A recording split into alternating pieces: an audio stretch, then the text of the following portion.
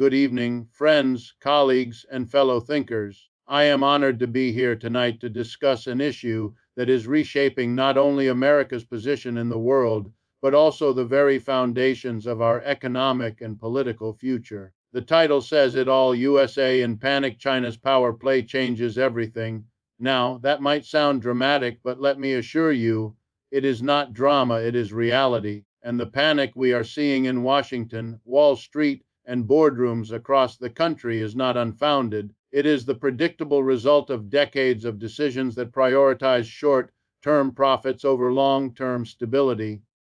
Let me start with a hook. What if I told you that the so-called American century, the one we grew up hearing about, the one politicians assured us would last forever, may have ended without us even noticing? That while we were busy watching headlines about scandals, sports, and stock tickers, China was quietly building a new global order, brick by brick, deal by deal, investment by investment. China's rise is not simply about GDP growth or about how many ships or missiles they have. It is about a structural shift in power. They are building infrastructure across Asia, Africa, and Latin America while the United States debates whether it can even repair its own bridges. They are investing in renewable energy while the US still subsidizes fossil fuels. They are expanding trade partnerships while America isolates itself through sanctions and tariffs. And here's the truth: the panic in the United States is not about China threatening us with force. It is about China threatening the narrative, the story Americans have told themselves for generations, that we are the indispensable nation, the center of the world economy, the permanent leader. That story is cracking, and with it, the confidence of an entire political class. Now ask yourself, who benefited from this decline? Who made the decisions to outsource industries, to chase cheap labor abroad, to dismantle unions, to financialize everything instead of investing in real production? It wasn't the working people of this country. It was the corporate elite, the 1%, who enriched themselves while hollowing out the very strength that once made America competitive. So, when you hear that the US is panicking about China's power play, remember, this panic is the child of our own choices. Choices made in boardrooms and government halls, choices to prioritize profit over people, speculation over stability, ideology over realism. China didn't do this to us, we did it to ourselves. So, what is to be done? The answer is not to demonize China, not to fall into another Cold War, not to feed our people fear while ignoring the rot in our own house. The answer is to look honestly at ourselves, to rebuild an economy that serves the many and not the few, to reinvest in education, infrastructure, health care, and technology. If we continue to cling to illusions of permanent dominance, the panic will only deepen. Imagine a nation that once prided itself on being the world's unrivaled superpower suddenly finding itself questioned, not by war, but by a quiet, steady, and deliberate rival. That is the reality the United States faces today as China's rise exposes the depth of America's decline. For decades, Americans have been told that the United States is the beating heart of the global economy, the driver of innovation, and the center of political stability. But when you look at the world today, you begin to see that much of that narrative no longer aligns with reality.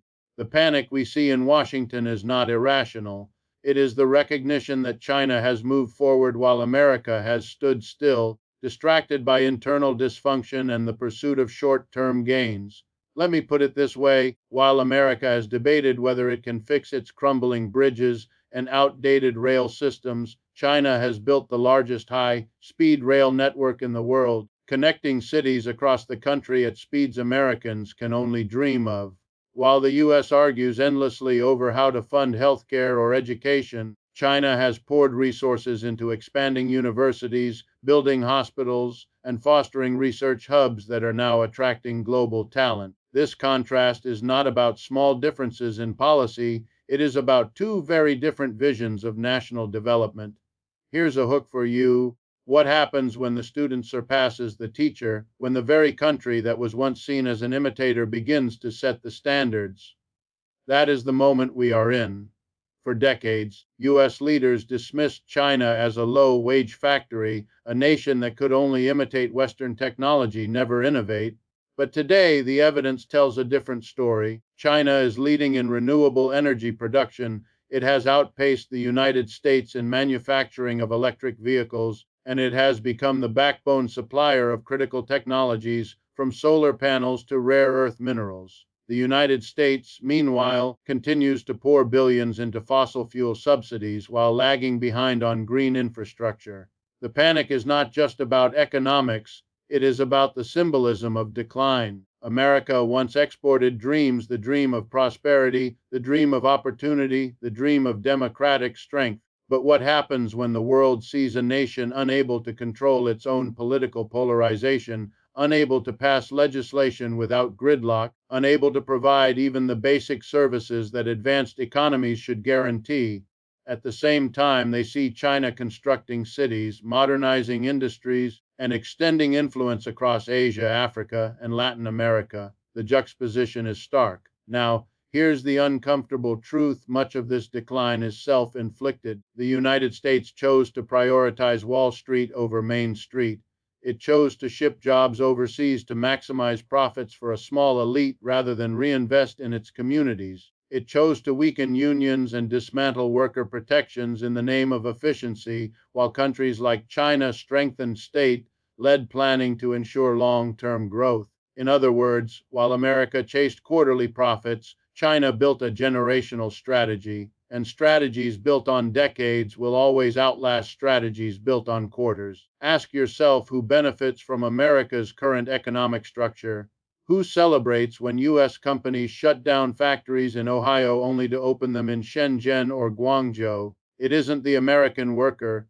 It isn't the American family. It is the corporations and financial institutions that made billions from globalization while leaving their own country weakened. The panic today is the recognition that these decisions, justified as good for business, were catastrophic for the nation.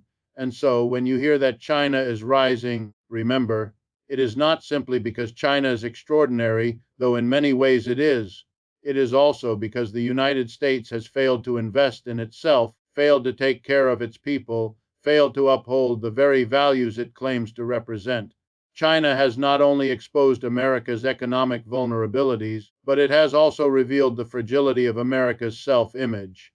That is why the panic feels so intense. It is not only a fear of losing markets or military strength, it is the fear of losing the story America has told itself for generations, a story of unshakable dominance. What truly unsettles the United States today is not simply that China is gaining economic and military strength, but that its rise challenges the very story America has told itself and the world for decades, that it is the indispensable nation, the permanent leader, the model others must follow. Panic is not born from statistics alone, it comes from the collapse of a narrative. For generations, Americans grew up believing that their country would always set the rules, that history itself was tilted in their favor, and that no rival could ever alter this trajectory. But history has a way of humbling empires, and what we are witnessing now is that very process unfolding before our eyes. Here's a hook to consider. Imagine sitting at the center of the global table for decades, giving orders, setting the agenda, writing the rules, only to wake up one day and realize that half the table has quietly shifted their attention elsewhere. That is the anxiety gripping Washington today. The panic is about losing not just influence, but the image of inevitability. If other nations see alternatives, if they see China as a partner, a builder, an investor, then America's claim to leadership weakens, and with it, the ability to dictate terms. Narratives are powerful. They shape how a people see themselves and how the world sees them. For decades, the narrative of American exceptionalism dominated. The United States was not simply powerful, it was destined to lead. The end of World War II cemented that myth, the Cold War reinforced it, and the collapse of the Soviet Union seemed to prove it beyond doubt. Yet myths are fragile when reality shifts. Today, when leaders from Africa or South America look to China for infrastructure loans, technology partnerships, or trade agreements, it undermines the idea that America is the only path to development. The panic is not only in government offices, it is in the very identity of the nation. Consider how quickly the language in American politics has shifted. Not long ago, China was still described as a developing nation dependent on US markets. Today, it is spoken of as the greatest strategic threat, the one power that must be contained. Why such urgency? Because the narrative is cracking. When you no longer control the story, when you can no longer assure your citizens that their future will be unquestionably dominant, you begin to feel the walls closing in. And here is the irony: much of this panic could have been avoided if America had invested in its people rather than resting on the comfort of old victories. Instead, it assumed its supremacy was permanent, that others could never catch up. This overconfidence blinded US leaders to the fact that nations like China were planning long term, carefully and methodically building strength. When the cracks finally appeared in the American story, they appeared suddenly and all at once, leaving many shocked, as though no one could have predicted it. But history is full of these moments. See empires that believed they were eternal, only to find their narratives shattered by rising powers. The question now is not simply about competition in trade or technology, it is about legitimacy. Can the United States still claim to be the indispensable nation when its own infrastructure lags, its political system is paralyzed, and its citizens grow increasingly divided? Can it still sell the idea of endless leadership when other countries are visibly choosing different paths? These are not questions that numbers alone can answer. They strike at the heart of identity, and identity, once shaken, is difficult to restore. What truly makes this moment so destabilizing is that the world is watching. For decades, America told the story and the world nodded along. Now, nations are comparing stories, weighing options, and in many cases finding China's version more compelling. That shift in perception is the fuel behind the panic. Losing a market is painful, losing a narrative is existential. If you want to understand why the United States is facing this moment of vulnerability, you cannot simply look to China's success.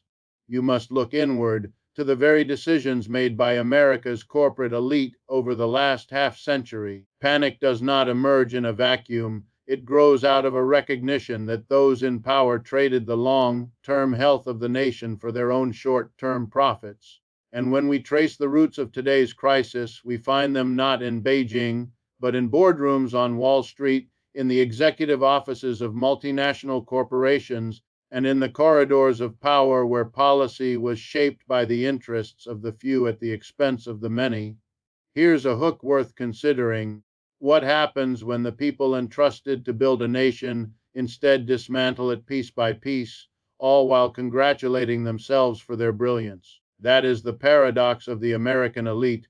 They claimed the mantle of innovation, efficiency, and global leadership, yet their choices systematically eroded the very foundations of America's strength. They outsourced manufacturing to cheaper labor markets, not because it made America stronger, but because it inflated corporate profits and shareholder dividends. They crushed unions, weakening the bargaining power of workers, not because it was necessary for national growth, but because it allowed executives to pocket a larger share of the pie. This was not an accident, it was a strategy. For decades, the corporate elite embraced a model of globalization that hollowed out America's productive base. Cities that once thrived on steel, automobiles, and textiles were left with shuttered factories and rising unemployment. Communities that once embodied the American dream were left behind, told to adapt to a new economy that promised prosperity but delivered precarity. Meanwhile, the very same corporations reaped record profits, reinvested not in American infrastructure or innovation, but in financial speculation and stock buybacks that enriched shareholders while doing nothing to rebuild the nation's capacity. The panic over China today is, in truth, the panic of an elite class realizing that their strategy created the very weakness their rival now exploits. By prioritizing cheap overseas labor, they handed China the opportunity to develop its industries, climb the technological ladder, and position itself as a global supplier. By undercutting unions and suppressing wages at home, they weakened America's domestic market, leaving workers with less income to sustain economic growth. By abandoning long-term investments in manufacturing and infrastructure, they left the nation ill prepared to compete when China began producing at scale. Ask yourself, was it inevitable that the US would fall behind, or was it engineered by choices that valued private gain over public good? The answer, though uncomfortable, is clear. It was engineered. It was the result of decades of deliberate decisions to privilege the interests of a small elite class over the collective needs of the country. And now, when politicians speak of a national crisis, they rarely point fingers where they belong, at the very institutions and leaders who orchestrated this shift. Instead, they deflect the blame onto foreign rivals, as though China alone is responsible for America's struggles. But let us not be fooled.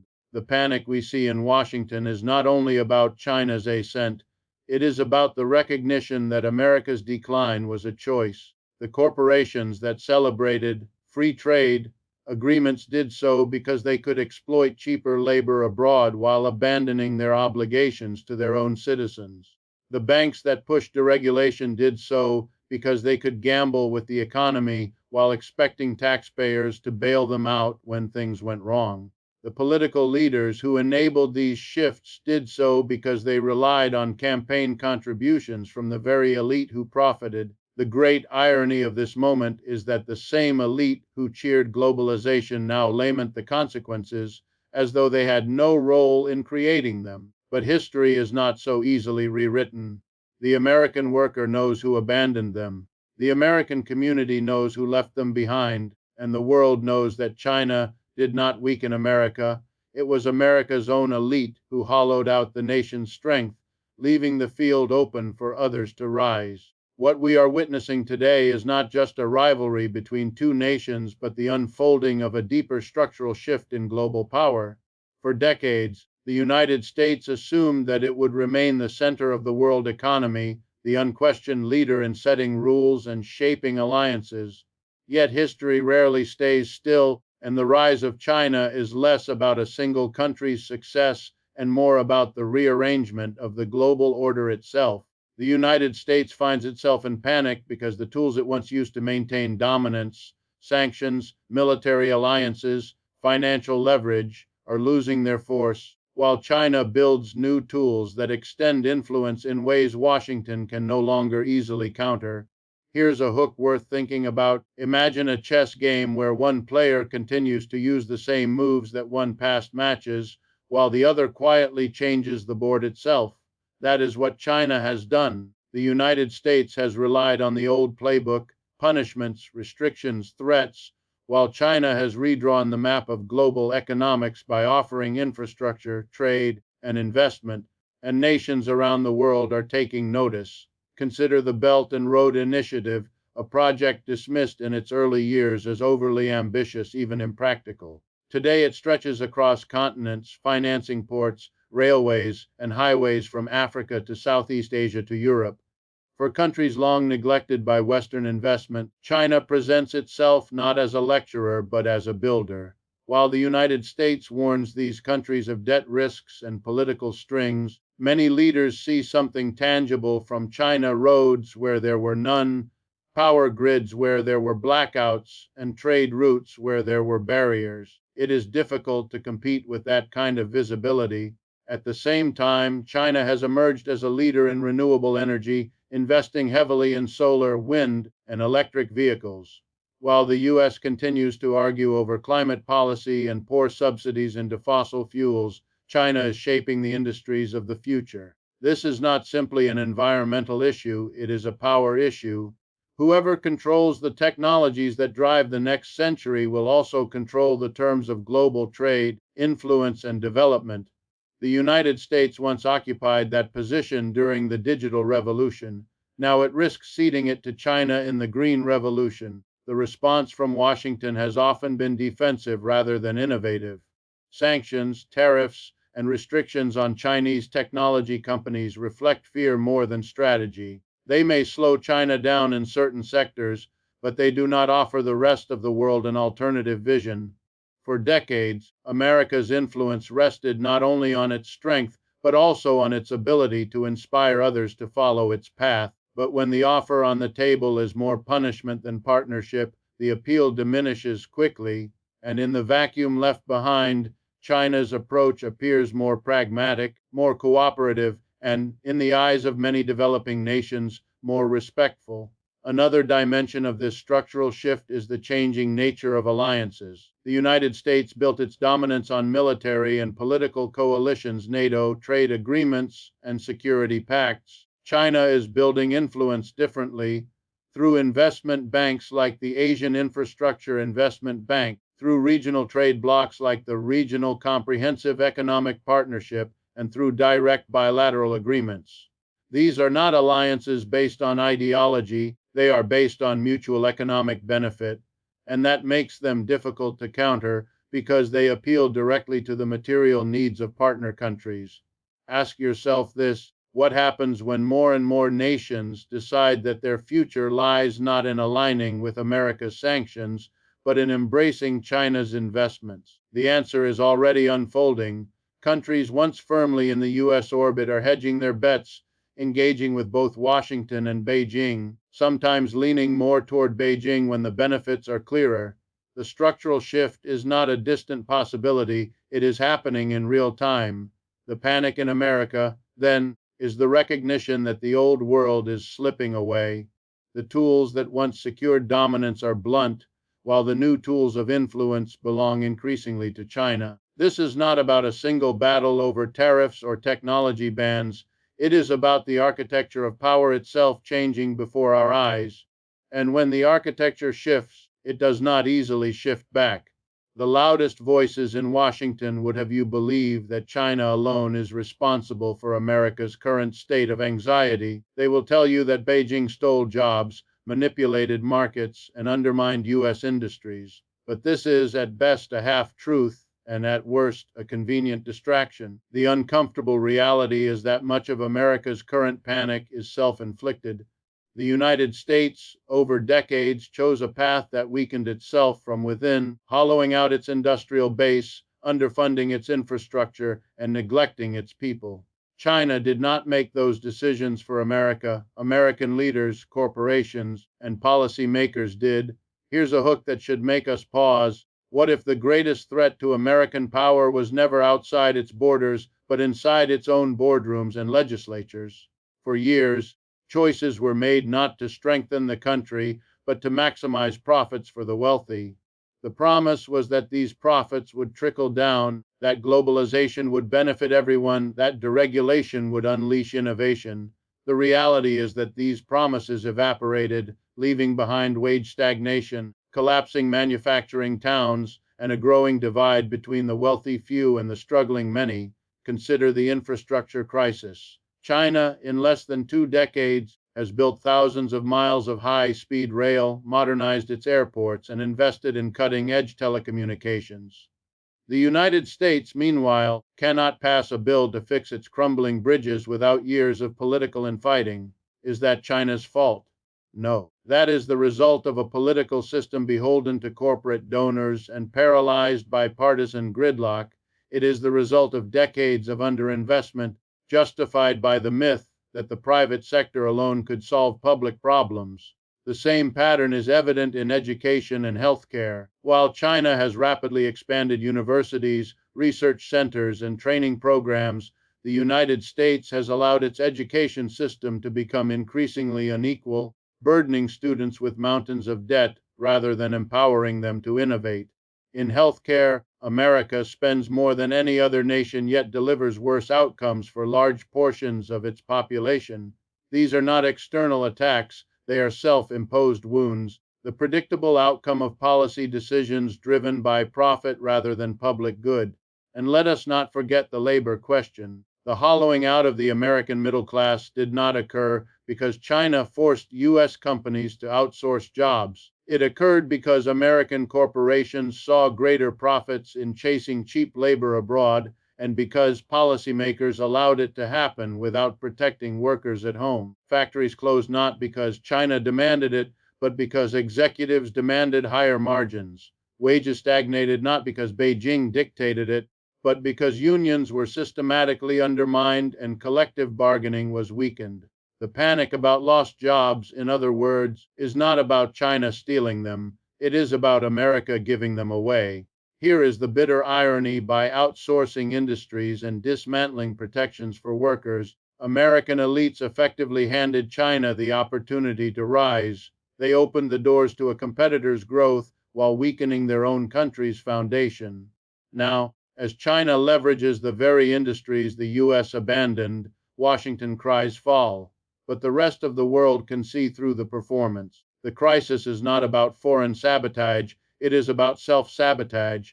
Ask yourself, what would America look like today if, instead of funneling wealth into stock buybacks and speculative finance, it had invested in renewable energy, education, and infrastructure? What if the trillions spent on wars had been spent modernizing industry, strengthening communities, and preparing for a multipolar world?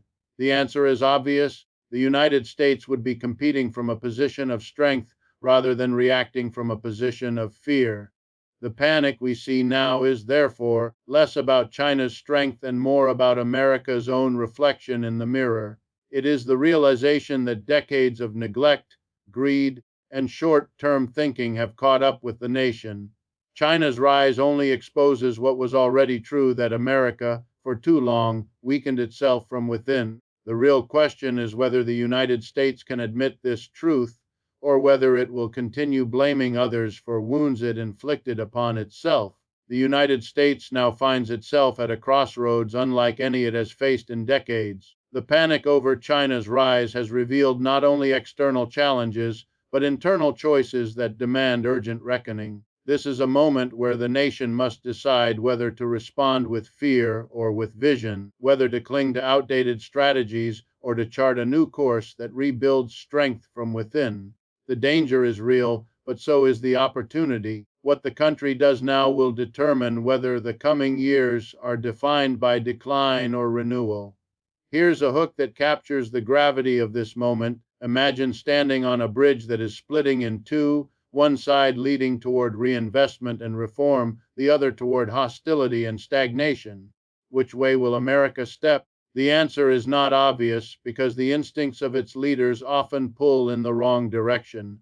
Fear of losing dominance tempts them to pursue a new Cold War, to rally the public with talk of threats and enemies. But history shows that fear rarely builds, it divides, it isolates, and it blinds. If America chooses that path, it will waste precious time trying to contain China instead of repairing its own weaknesses. The other path is harder but far more necessary. It begins with acknowledging that the United States cannot remain globally competitive unless it reinvests in its people. That means rebuilding infrastructure so that American cities are not defined by potholes and collapsing bridges, while Chinese cities showcase modern transport systems. It means committing to affordable health care and education so that citizens are empowered rather than burdened. It means investing in renewable energy and advanced technology so that the industries of tomorrow are not ceded to competitors. The panic that grips Washington today can be transformed into resolve, but only if leaders recognize that national renewal cannot come from sanctions and military posturing alone. This crossroads is also about political honesty. For years, Americans have been promised that free markets would deliver prosperity, that globalization would lift all boats, that deregulation would create innovation. The reality has been different. Inequality has soared, job security has evaporated, and communities have been abandoned. If the United States is to compete in a multipolar world, it must confront these false promises and embrace policies that serve the majority rather than a wealthy elite. Otherwise, the panic will remain because the underlying problems will remain unresolved. Ask yourself what inspires confidence in the world today. Is it a nation that blames others for its struggles while failing to fix its own crises? Or is it a nation that looks inward, admits its mistakes, and begins the hard work of renewal? The United States still has enormous resources, talent, and capacity. But without a shift in priorities, those advantages will continue to erode. China's rise has made the choice unavoidable: either America reinvests in itself or it risks permanent decline. The crossroads is not only about economics but about vision. Will the United States cling to the myth of eternal dominance, or will it embrace the reality of a multipolar world where cooperation and competition coexist? The temptation to double down on fear is strong. Fear can be politically convenient, but fear does not build railways, does not educate children, does not cure diseases, and does not prepare a nation for the future. Only investment, cooperation, and long-term strategy can do that. The truth is that America still holds the power to reinvent itself. The panic that dominates headlines today could be the wake up call that pushes the nation toward a new era of shared prosperity, but it requires a choice, one that cannot be delayed much longer.